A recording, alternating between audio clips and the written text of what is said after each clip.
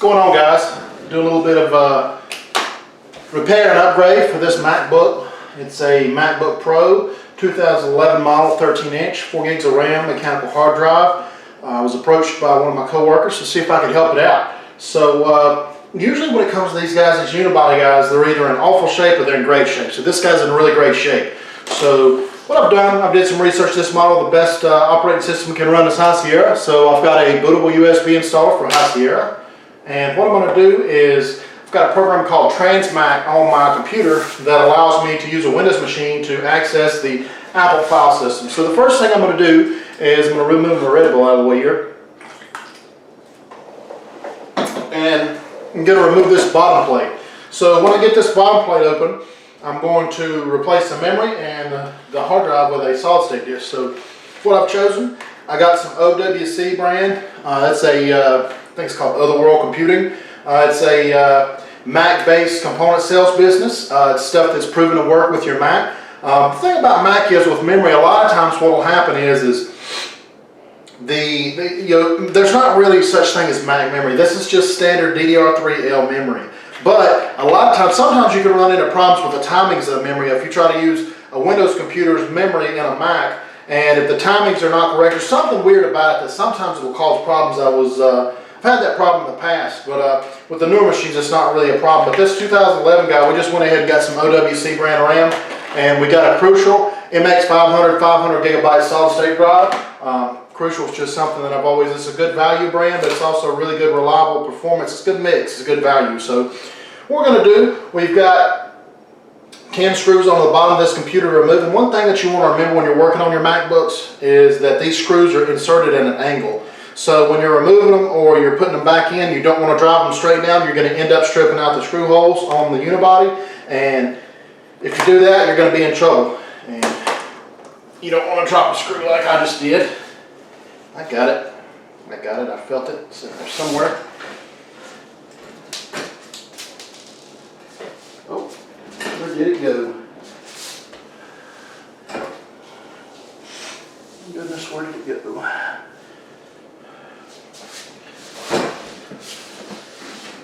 There it is. Okay. There's a great example of really keeping your eyes on what's going on. So what I like to do with my screws is some of them are a different size. So I just kind of put them in the same pattern on my workbench they came out of the bottom of the computer for. And then make sure that the screws go back in the same place they came from.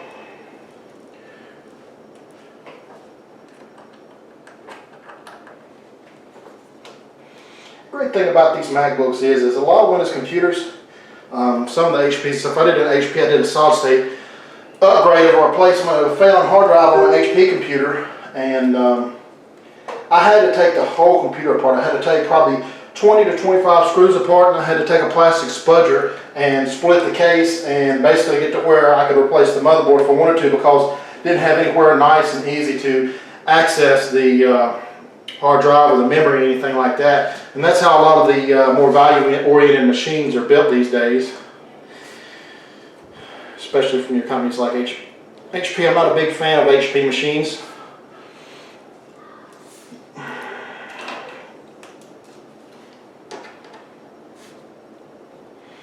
I don't think anybody's been in this machine before. That's a good thing. So you see those two middle screws have got a little bit more length to them. I think the rest of them on this model are exactly the same length. They've got good torque on them. It's not like somebody's over torqued them or somebody's left them loose. A lot of times with these machines, if they get really jostled or damaged, the screws might be loose, it might be missing some screws, but this guy is completely 100% all put together. So I've got all the screws out, and one of the best things about these Macs, you can just take the edge of it, lift it up, and you've got a little lip on the back of this case, but you know, it's absolutely effortless to take this off after you get the screws off. So I'm looking at this machine, and as you can see, we're down here, we've got the battery. It's got the original Apple battery. Looking around, it's not really dirty inside, which means this machine has been kept in a relatively clean environment, and we've got a hard drive right here. So the first thing I'm going to do is I'm going to go ahead and take the hard drive out, and we're going to replace it with a solid state disk. And like I said, I'm going to recover some data off this machine afterwards with a TransMac program and a 2.5-inch to USB 3 adapter. So what I'm going to do is I'm going to unscrew these rails and move this rail out of the way. And I think maybe you can just, you can just pull it up. And what you want to do, you want to be extra careful with this because the ribbon cable for connecting the hard drive to the motherboard is actually adhesive. There's some adhesive holding it to the unibody, and you just really don't want to stress that cable out. It's actually screwed right here too. You can replace it if you want to, but you don't want to have to replace it. You know, it's just more money you're going to have to spend. You can't bill a customer for something that you did on mistake. So we'll go ahead and pull this solid state disc out. It's the Crucial MX500, like I said. And there's some screws on the outside. We've got, with the MX500, they give you a plastic spacer. You're not going to need it for this because of the way it's mounted. So here's the solid state compared to the original hard drive.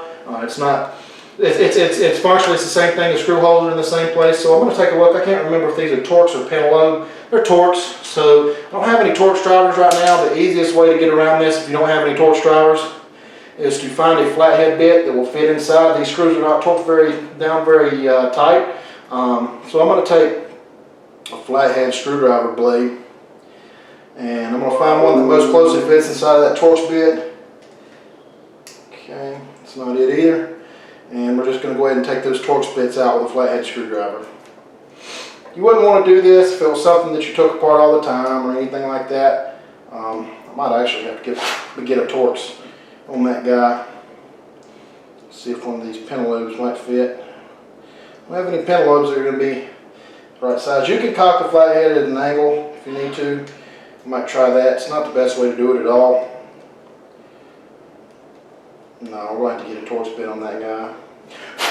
So, I had a bag of, there it is. I had a bag of individual Lehigh screwdrivers, and I should have one in here that will drive these out. There we go. I believe that guy's it right there. It's a little big.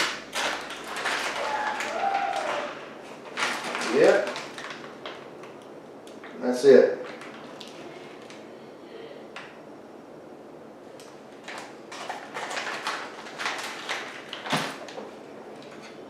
Called it a Torx, it might be a Pentalobe. Nope, it's a Torx T6. So I'm going to go ahead, I'm going to take those screws out. And you just, they're not specific to the location of where they're at on the hard drive. They're all the same, the screws are the same. So should have started with that Torx to begin with. Sometimes you can get them out with a flathead, but you risk messing your screwdriver up or messing your screws up. You don't want to do that. So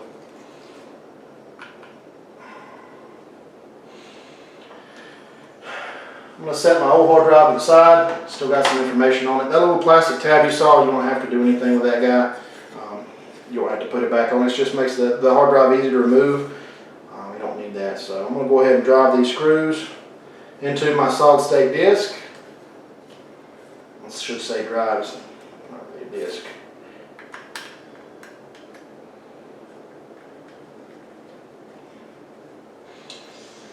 And this guy is blank and unformatted, so you definitely want to have a USB installer or an image of your hard drive. You can clone this. You can clone the old hard drive. The old hard drive's a 500, I believe. Yeah, old hard drive. It's either a 500 or yeah, it's a 500. So you could do a direct clone and it would be fine. You know, but I told these folks it's the best. You know, they've had it since 2011, and with MacBooks, it's really in great shape. And you know, we put 8 gigs of RAM in a solid state in this guy and put High Sierra on it, and it's really gonna. I could see them getting at least 3 or 4 more years out of this guy. So we'll put our screws back in, and I'm gonna go ahead and get my multi-driver hooked up here. I'll lay that guy. Okay.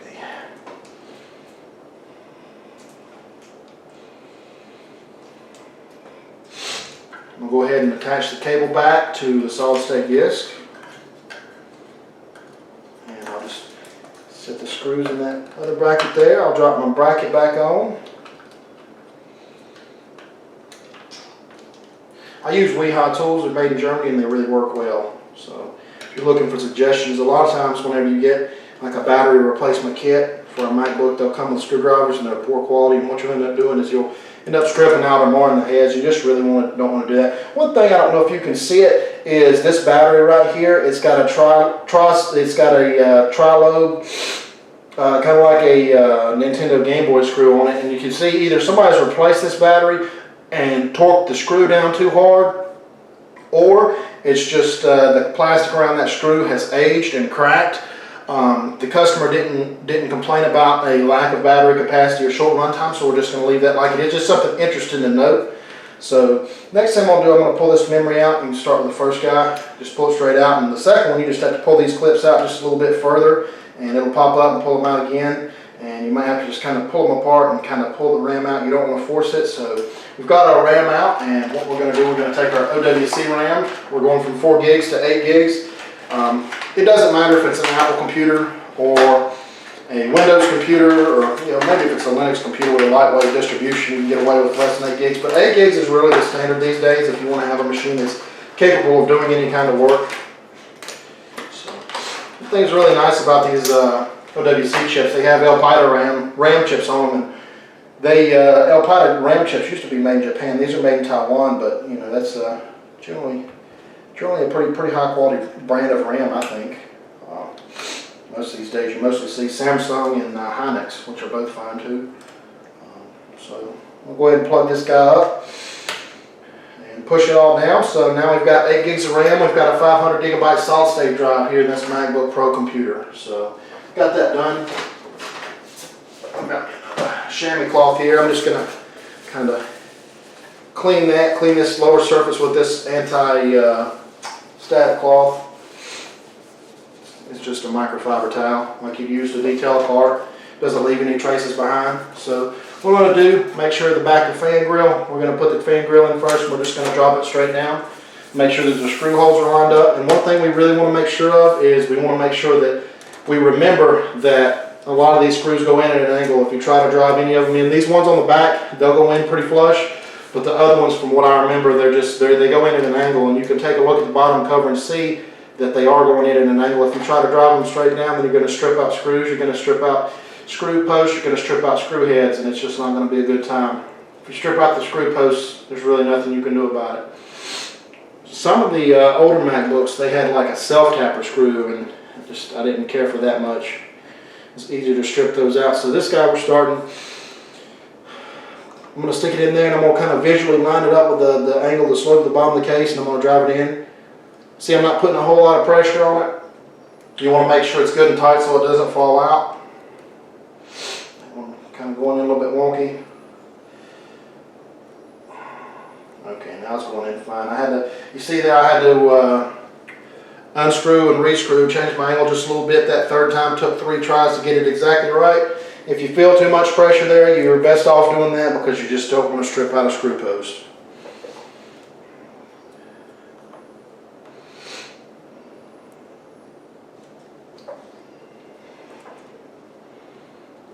This is really a nice example of a MacBook, a 2011 model MacBook. It's in great shape. I'd say it wouldn't be hard to get $400 out of this machine, maybe a little bit more to the right person. The fresh load of High Sierra and the upgrades that we've just put it in. So what I'm going to do now, I'm going to go ahead and flip it over, and I've got my installer key here somewhere right here with High Sierra on it. So what I'm going to do to start that installation, which is not going to be covered in this video, I'm going to go ahead and plug it up to one of the USB ports. I'm going to go ahead and hold down the option key, and I'm going to hit the power button.